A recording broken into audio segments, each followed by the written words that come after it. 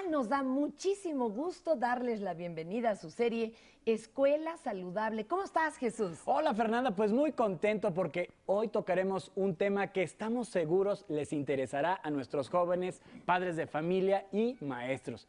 Y es la importancia de fomentar una sexualidad responsable y protegida, Fernanda. Pero se preguntarán, Jesús, amigos, ¿qué es eso de la sexualidad responsable y protegida? Bueno, esta se define como el bienestar físico, mental y social que favorece que el adolescente comprenda y tenga un ejercicio libre, satisfactorio, responsable y sano de su sexualidad, con la adecuada prevención del embarazo no planeado y de las enfermedades sexuales transmisibles. Sin duda, porque fíjate que es de suma importancia abordar este tema con respeto, sin prejuicios y donde la información sea recibida de manera clara y objetiva, para que desde nuestro papel como padres de familia y maestros orientemos a los jóvenes para que cuiden su salud tomando decisiones informadas y conscientes. Es decir, requiere de una comunicación directa y permanente con los jóvenes para que estos puedan asumir la responsabilidad en el cuidado de su cuerpo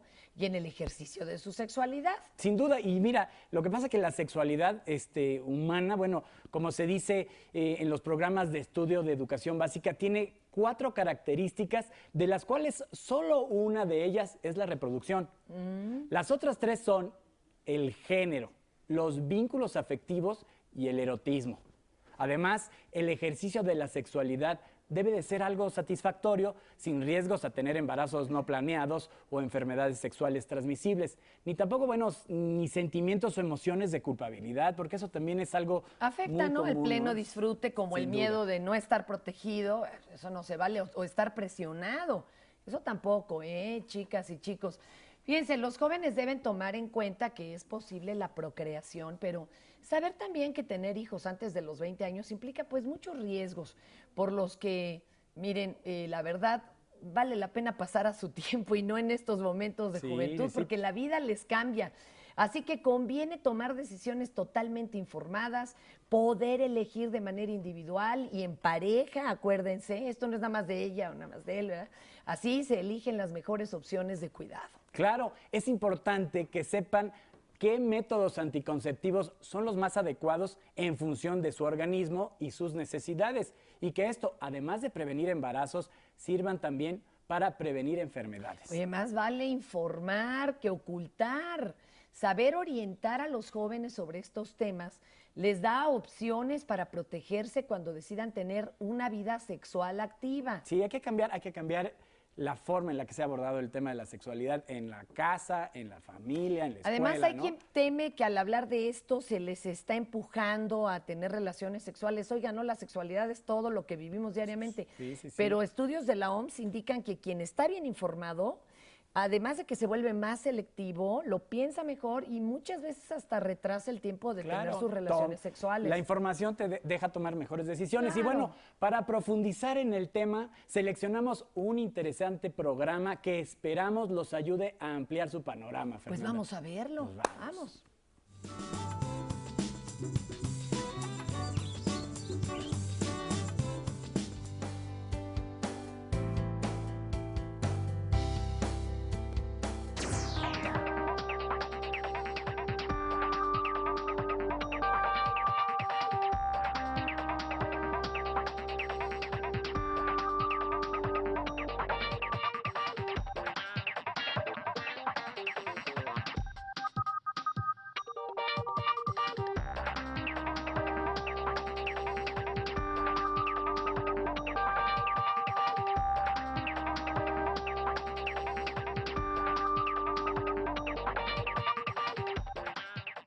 Quisiera preguntarle a la doctora, si empezamos por el principio, ¿qué es la adolescencia? ¿Cómo la podemos definir? La adolescencia es una etapa del ser humano en el que inicia junto con los caracteres sexuales secundarios, es decir, a partir de que empiezan las hormonas sexuales a producir todos estos cambios en el cuerpo, que estamos hablando alrededor de los 8 años para las mujeres, 9 años para los varones en nuestro país, y que progresivamente, pues al tener todos estos cambios que duran aproximadamente unos 3 años, termina lo que llamamos la pubertad. A partir de ahí tenemos el término adolescencia, que es un término más psicosocial, es un término que se refiere a toda la parte emocional, a todos los cambios socioculturales, porque inclusive ahora los jóvenes están expuestos a otros cambios culturales, y estos cambios se dice que terminan primero cuando hay una identidad sexual definida, cuando hay una idea de proyecto de vida y cuando puede haber inicio de solvencia económica. Es decir, cuando los adolescentes pues están ingresando a la universidad, estudian y trabajan, pero también hay tantas adolescencias como adolescencias querramos ver, porque el adolescente rural, bueno, pues sin duda alguna a los 13, 14 años ya está con una inclusive familia hecha, ¿no? Exactamente, y tenemos el adolescente urbano que hace maestrías, doctorados, postdoctorados y sigue estando a los 35. En su casa, ¿no? Exactamente, exactamente. Gracias, doctora. Licenciado Morales, en México, con las características geográficas y socioeconómicas que tenemos, ¿cómo podemos identificar a nuestros niños? ¿Cómo podemos saber que están ya en una etapa de adolescencia o de preadolescencia? ¿Cómo se manifiesta? Efectivamente, y como comenta la doctora, dependiendo de los contextos, de la ciudad, del campo, bueno, vienen a ser diferentes las manifestaciones de esta adolescencia. Aquí primeramente yo creo que teníamos que ver que los papás identifiquen qué está en esos cambios, ¿sí? Cuando, por ejemplo, la mamá o el señor están viendo que el niño ya es diferente, que es más apesadumbrado, que de pronto tiene esos como ataques de risa, esos momentos en los cuales anda como despistado, despistada, empieza a interesarse por el otro sexo, el niño por las niñas o la niña por los niños. No quiere decir que así deba de ser, pero empieza a manifestarse esto. Ya no es el niñito, la niñita que ante papá o mamá aparecían. Si vienen siendo diferentes, por supuesto, empiezan a haber esos intereses por los grupos a los que correspondería en algún momento, pero sí hay que empezarlo a ver empezarla a ver que son distintos.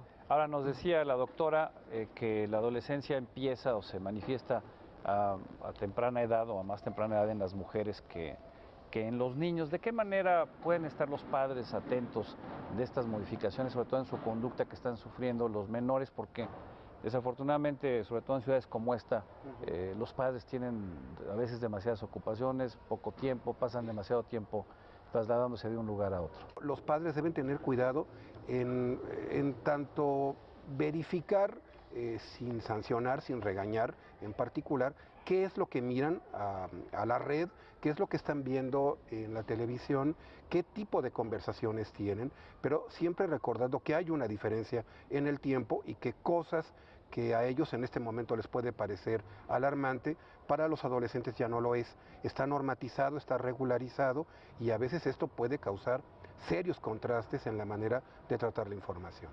Gracias, licenciado Mario López. Obviamente, como ya escuchamos, esta etapa implica algunos riesgos. ¿Cuáles serían los principales riesgos que enfrentan los adolescentes mexicanos, sobre todo en la primera etapa de esta adolescencia? Yo creo que actualmente los riesgos se van a la salud. En México las estadísticas sobre embarazos prematuros o no deseados es una de las problemáticas más de mayor peso dentro de los niños, bueno, dentro de los adolescentes de México, ¿no? Pero también está el ámbito de la salud a nivel de infecciones y enfermedades de transmisión sexual. Yo creo que una de las problemáticas que México tiene y que debería de enfrentar es cómo llega esta información a los adolescentes para evitar estos riesgos. Lo único que tienen en ese momento y que utilizan para explorar y conocer el mundo es el cuerpo a partir de estos cambios. Y si no lo vamos dirigiendo, obviamente vienen lesiones, vienen agresiones, vienen malas experiencias y que pueden causar alguna problemática futuro como es un embarazo no deseado o una infección de transmisión sexual, ¿no? En el peor de los casos, ¿no? Pero también hay otros tipos de riesgos emotivos, emocionales, sociales, familiares, ¿no? Que van causando la desintegración por algunas desventajas de comunicación o de diálogo, de discursos, a partir de las experiencias que ellos van vivenciando. Los riesgos se pueden presentar también en el consumo de sustancias o de la búsqueda de la identidad entre otros pares, ¿no? Digo, los riesgos se pueden diversificar de acuerdo también a los contextos. Claro, dependiendo de la zona en la que viven, el acceso a la tecnología, como decía. Ahora, ¿qué tan importante es esta etapa dentro de la formación, dentro del desarrollo integral que tiene el ser humano a lo largo de su vida? A mí me parece fundamental un poco lo que comentaban, en el sentido de ¿cuáles son las herramientas? Porque empezamos a hablar de sexualidad y empecemos a poner esta parte de los riesgos, ¿no? Los riesgos a los embarazos, los riesgos a las infecciones. Pero me parece a mí que la atinada inserción de los libros de texto en todos los temas de sexualidad, pues realmente fue muy oportuna hablando de la parte demográfica. Y que además esto nos permite que los chicos puedan tener ese contacto que ya también comentaban de que ya no es lo mismo que la adolescencia de los papás. Entonces aquí tenemos una brecha generacional en el que los papás también deben recibir esta parte de la capacitación en sexualidad para que finalmente se pueda permear como un proceso de crecimiento y desarrollo. No sabemos cómo enfrentarlo si no tenemos la información. Claro, pero es inherente al ser humano. Cuando el bebé nace es niño o niña, fenotípicamente parece hombre, parece mujer. Entonces tenemos que hablar de que la sexualidad es parte del crecimiento y desarrollo del ser humano como tal, y eso es como la brecha generacional que hubo entre nuestros papás y los que ahora tenemos hijos de adolescentes. Vamos a ver precisamente, ya que lo menciona doctora, esta primera cápsula informativa que preparó el equipo de producción para que tenga usted más información sobre lo que estamos hablando, y regresamos aquí con el panel. La sexualidad humana se manifiesta en todos los momentos de la vida. Por ejemplo, cuando nos gusta sentirnos hombres o mujeres. O pensamos en la posibilidad de tener hijos. ¿Cómo será nuestra relación con ellos? ¿Cuánto afecto les daremos y recibiremos de ellos? O cuando sentimos afecto por nuestros amigos, por nosotros mismos o por nuestro novio o novia. Y también cuando sentimos placer al estar en su compañía.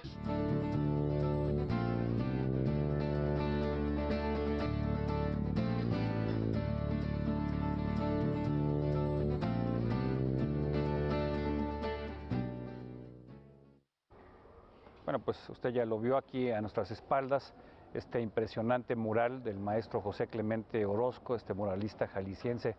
Lo pintó hace exactamente 60 años, entre 1947 y 1948. Mide 380 metros cuadrados y no solo es el mural más grande de México, sino es el mural más grande pues prácticamente de toda América Latina, y se encuentra aquí en este teatro en el que estamos, en el Teatro Maestro Lauro Aguirre de la Benemérita Escuela Nacional de Maestros.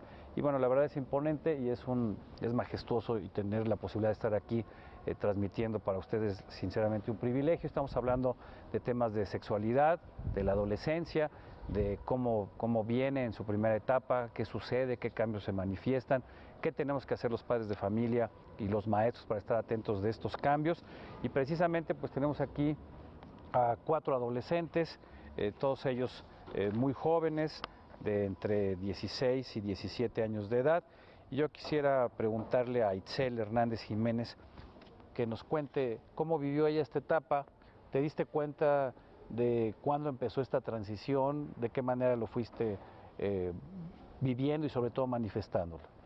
Pues prácticamente me empecé a dar cuenta en que pues ya no necesariamente me empezaban a interesar las muñecas, ¿no? Ya era otra cosa, sino más bien como a los chavos. Entre las pláticas de mis amigas hubo algunos cambios así de ¿quién te gusta? Y así. ¿A qué edad más o menos? Como a los 12, yo creo, cuando estaba en la primaria, en sexto. Ahí me empecé a dar cuenta de ese tipo de cambios. Y en tu caso, Diana, ¿cómo fue que te percataste de que estabas cambiando, de que estabas pues evolucionando? Pues yo creo que principalmente cuando entré a la adolescencia me di cuenta más que nada por los cambios físicos que tuve, porque a nivel a nivel mental, creo que yo tardé un poco más que la mayoría en interesarme ya por otras cosas. Yo hasta ya avanzado de la secundaria fue cuando me dejé de interesar por las muñecas y me empecé a dar cuenta de que en realidad los chavos llamaban mi atención, me interesaba más mi apariencia física, y pues todos estos cambios que mencionaban los doctores acerca de cuando entramos a la adolescencia. Pero sí, yo creo que fue más que nada a nivel físico que te das cuenta que definitivamente estás entrando a la adolescencia. La adolescencia se divide en adolescencia temprana, 10 a 14, principalmente los cambios físicos, 15 a 17, toda esta parte de más los chavos, esta que nos comentan ellas, y la adolescencia tardía, 17, 18, 19, 20. Yo quisiera preguntarle a Alejandro que nos cuente un poco cómo viviste tú esta transición de niño a adolescente o adolescente temprano. Pues principalmente yo creo que lo noté en los comentarios que hacíamos entre amigos, en los cambios físicos que empezamos a tener, como, bueno, en mi caso, crecimiento de vello, todo, la masa muscular se nota más, incluso la altura, ¿no? Que empieza uno a compararse con los amigos de quién es más alto, y las pláticas sobre las niñas, ¿no? Qué nos gustaba y qué nos gustaba de cada una de ellas. ¿A qué edad en tu caso personal te empiezan a gustar las niñas? Porque generalmente los niños todavía por ahí hasta los 10, pues niños contra niñas y fuchi niñas y no quieren saber absolutamente nada de ellas. Y después es al revés, ¿no? Ahí andan detrás de las niñas y estas como que no les hacen mucho caso. Yo creo que es alrededor entre los 13 y 15 años. Es cuando empecé a notar eso. Muchísimas gracias. Ahora está también con nosotros una madre de familia, que desde luego tiene hijos y que pues ha vivido este proceso del cambio de sus hijos. ¿Cuántos hijos tiene, señora? 3. ¿De qué edades? Tengo una niña de 15 años, un niño de 19 años y la niña de 21 años. O sea que 2 todavía estarían dentro de esta etapa segunda de la adolescencia. Sí. ¿Cómo lo vivió usted? ¿Fue difícil entenderlos? ¿Estaba informada de realmente qué estaba sucediendo con ellos? ¿Cómo era su comunicación con sus hijos? Sí, pues la comunicación con mis hijos es muy abierta. Ellos me platican pues muchas cosas de que ellos en la escuela, con los amiguitos de afuera de la calle, pues estamos en comunicación y pues yo trato de orientarlos a ellos para que sigan buen camino. ¿No hubo ahí algún problema grave o alguna situación de crisis precisamente por estos cambios y que usted no estuviera suficientemente informada para entenderlos? Pues en algunas ocasiones sí, o sea, la niña que es la grande, ella sí a la hora de que tenía novio y que si le daba permiso de salir y cosas así, pues en algunas ocasiones sí tenía algunos problemas porque en realidad hay veces que no sabemos pues qué hacer con ellos, ¿no? Porque si les da permiso uno, hay veces que es bueno, si les dice que no es malo, entonces así cosas que pues no sabemos qué hacer con ellos. Muchas gracias. Definitivamente es básica la educación que reciben los niños en casa, ¿no? Los valores, la formación, y eso los ayuda a transitar de una mejor manera la etapa de la adolescencia. Yo quisiera preguntarle a nuestros invitados, no como especialistas, sino como padres de familia, si ya vivieron ustedes esto, si ya pasaron esta etapa. Yo creo que independientemente de tener hijos o no, lo fundamental es la manera en la que los adultos ahora podríamos o deberíamos relacionarnos con los adolescentes. Es decir, ya no pertenecemos a 2 orillas de un abismo terrible en el cual los intereses adultos se oponían sistemáticamente al fantaseo y a la ensoñación propia del adolescente temprano. Que más allá de las divisiones de estas características, lo importante es la manera en la que se vincula el sujeto desde una perspectiva amorosa. Es decir, pareciera que el adolescente tiene un amor infantil que no acaba de concretar su objeto de amor o, digamos, su orientación, su preferencia, su inclinación, mientras que la del adulto está clara y totalmente definida. Esto es absolutamente erróneo. La diferencia puede ser exactamente al revés. Al revés, inversa. Ser totalmente inversa. Y quizá ese es el momento crucial que se vive con mayor dificultad por parte de los padres. Justamente percatarse que sus hijos han dejado de ser jovencitos o jovencitas y que están eligiendo un objeto de amor. Yo creo que esta parte de cómo se vive, por lo menos como médica, es dónde van a iniciar sus relaciones sexuales, mi hijo o mi hija. Me confronta, puede ser en mi casa, es preferible que de pronto una patrulla los agarre. Entonces tenemos que ahora abrir esos temas con los hijos.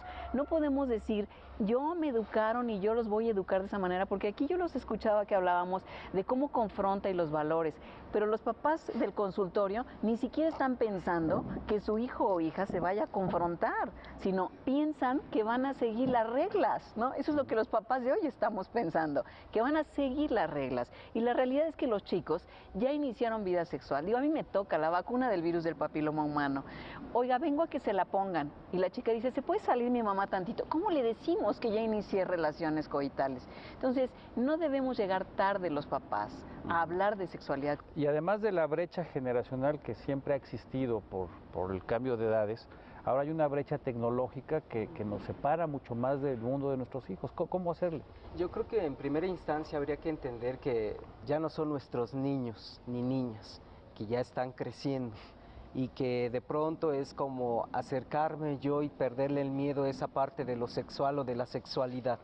Pareciera que de pronto a los padres o a los adultos nos espanta el hecho de que tengan relaciones sexuales, de que tengan una vida sexual activa.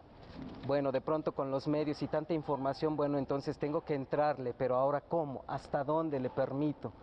Me parecería entonces que sería como acercarnos, dar la confianza y perder como adultos ese miedo a pensar que si le hablo de sexualidad se van a abrir más todavía, ¿sí?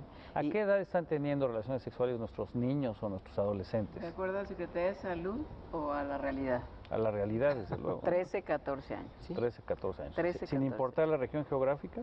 Bueno, en áreas rurales se estila por usos y costumbres, pero en áreas urbanas básicamente estamos hablando 13, 14, 15 años. Y quisiera retomar la charla con los jóvenes.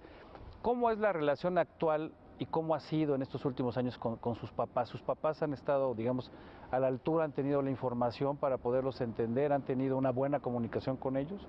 Pues yo considero que sí, en mi relación con mis papás en lo personal ha sido muy buena porque yo tengo la confianza y la seguridad de que si yo tengo alguna duda voy y les pregunto y ellos me van a apoyar en lo que sea y me van a dar la información que yo requiera. Nos quedan cerca de 3 minutos y hay una pregunta que no quisiera dejar pasar.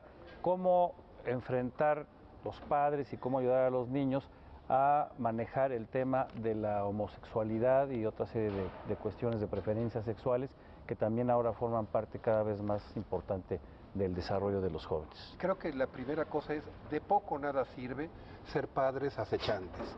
Es decir, estar vigilando a ver qué es lo que van a hacer, qué es lo que están tocando, qué se están tocando. Esto no ayuda en lo absoluto. Y en segundo punto es que la sexualidad tiene tantas vertientes como seres humanos somos. En el pasado, una serie de clasificaciones y de actitudes muy conservadoras tipificaron en lo que era normal y lo que no era. Hoy, afortunadamente, y religiosamente, y moralmente, por supuesto, hoy, afortunadamente, esos criterios tienden a desaparecer. Vemos la colocación, la elección de la sexualidad con mayor normalidad, pero donde es fundamental es que los padres no pueden, no deben poner sus propios valores por encima de los valores de sus hijos. Muchas gracias. Y me parece que algo muy importante para los papás, mamás y profesores que nos escuchan es que recordar que la adolescencia es una etapa de transición, que es una etapa de madurez, que es una etapa de crecimiento y desarrollo, y que la homosexualidad no está ajena a esto. Es decir, que hay una etapa que podría y se clasifica como homosexualidad transitoria del adolescente. Es decir, muchos chicos y muchos adultos saben que iban a tener una orientación homosexual o heterosexual o bisexual, inclusive desde muy pequeños, porque esto lo vemos en consulta.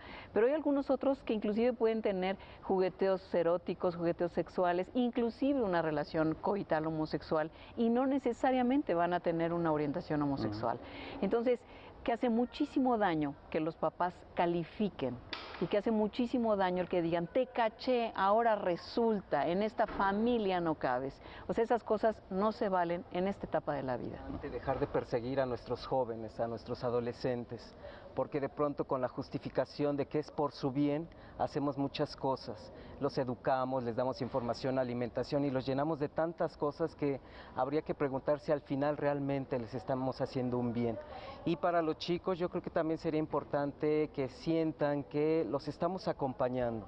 ¿sí? Así como también nosotros como adultos pasamos etapas, ellos también entiendan que están acompañados por estas etapas y que finalmente todos estamos en un mundo en el que queremos avanzar, queremos progresar, pero persiguiéndonos, señalándonos, juzgándonos, no vamos a llegar a ningún lado.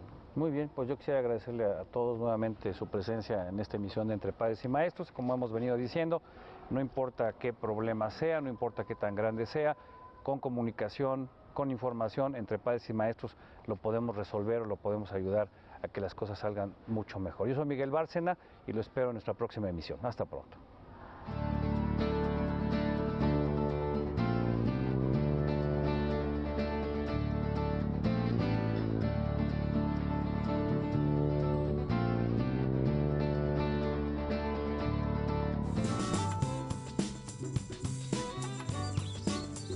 Y bien, amigos, ¿qué aprendieron con el programa que les acabamos de presentar? Bueno, pues repasando, ¿no? Que la orientación es la mejor manera de prevención. Por ello vale la pena hacer hincapié en la importancia de la labor de la escuela como proveedora de información objetiva a los jóvenes. Pues hay que concientizarlos de que el ejercicio de la sexualidad debe de ir acompañado de una decisión responsable e informada. También es importante que los maestros mantengan una actitud abierta a las preguntas de los alumnos. Con ello podremos conocer sus dudas e inquietudes. Y si llegaran a tener información errónea obtenida a través de medios poco serios, pues brinden la orientación adecuada y necesaria. Los mitos, ¿no? Entre los cuates, en internet a lo mejor acceden a información poco seria, poco seria, sí, distorsionada, entonces ahí está la intervención del maestro, bueno, oportuna. De veras, hay que tener ese contacto con los jóvenes y conocer sus dudas, ayudar al docente a prevenir y atender situaciones de riesgo. Después del primer acercamiento, se recomienda establecer una retroalimentación muy abierta con los estudiantes, en la que ellos sean quienes propongan dinámicas desde el enfoque del autocuidado. Pues a fin de cuentas, la atención a la salud, incluyendo la sexual, se da a través de la suma de decisiones orientadas desde el bienestar propio y el bienestar colectivo, Fernando. Oigan, pues llegó la hora ya de despedirnos, Jesús. Pues ya. Muchas gracias por su atención. Les recordamos que este esfuerzo tiene como objetivo, pues, hacerles llegar información para fomentar estilos de vida saludables. Esperamos les haya sido de utilidad y los invitamos a que nos sigan acompañando en nuestros siguientes programas, donde tendremos más orientaciones que nos permitan hacer de nuestra escuela una escuela saludable. Porque la educación por tu salud es tarea de todos. Muchas gracias y hasta la próxima. Adiós.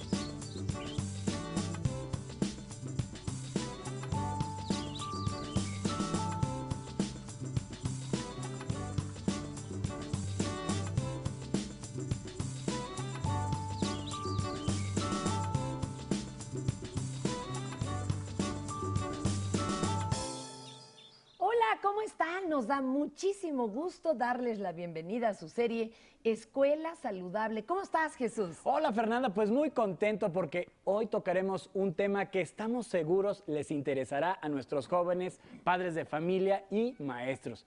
Y es la importancia de fomentar una sexualidad responsable y protegida, Fernanda. Pero se preguntarán, Jesús, amigos, ¿qué es eso de la sexualidad responsable y protegida? Bueno, esta se define como el bienestar físico, mental y social que favorece que el adolescente comprenda y tenga un ejercicio libre, satisfactorio, responsable y sano de su sexualidad, con la adecuada prevención del embarazo no planeado y de las enfermedades sexuales transmisibles. Sin duda, porque fíjate que es de suma importancia abordar este tema con respeto, sin prejuicios y donde la información sea recibida de manera clara y objetiva, para que desde nuestro papel como padres de familia y maestros orientemos a los jóvenes para que cuiden su salud tomando decisiones informadas y conscientes. Es decir, requiere de una comunicación directa y permanente con los jóvenes para que estos puedan asumir la responsabilidad en el cuidado de su cuerpo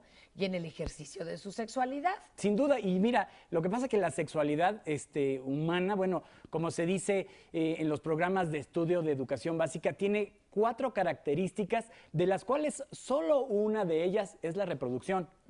Las otras 3 son el género, los vínculos afectivos y el erotismo. Además, el ejercicio de la sexualidad debe de ser algo satisfactorio, sin riesgos a tener embarazos no planeados o enfermedades sexuales transmisibles, ni tampoco, ni sentimientos o emociones de culpabilidad, porque eso también es algo afecta, muy ¿no? común, El pleno ¿no? disfrute, como Sin el miedo duda. de no estar protegido, eso no se vale, o estar presionado, eso tampoco, chicas y chicos. Fíjense, los jóvenes deben tomar en cuenta que es posible la procreación, pero saber también que tener hijos antes de los 20 años implica pues muchos riesgos, por los que, miren, la verdad, vale la pena pasar a su tiempo y no en estos momentos de juventud, porque la vida les cambia. Así que conviene tomar decisiones totalmente informadas, poder elegir de manera individual y en pareja, acuérdense, esto no es nada más de ella o nada más de él, ¿verdad? Así se eligen las mejores opciones de cuidado. Claro, es importante que sepan qué métodos anticonceptivos son los más adecuados en función de su organismo y sus necesidades, y que esto, además de prevenir embarazos, sirvan también para prevenir enfermedades. Oye, más vale informar que ocultar.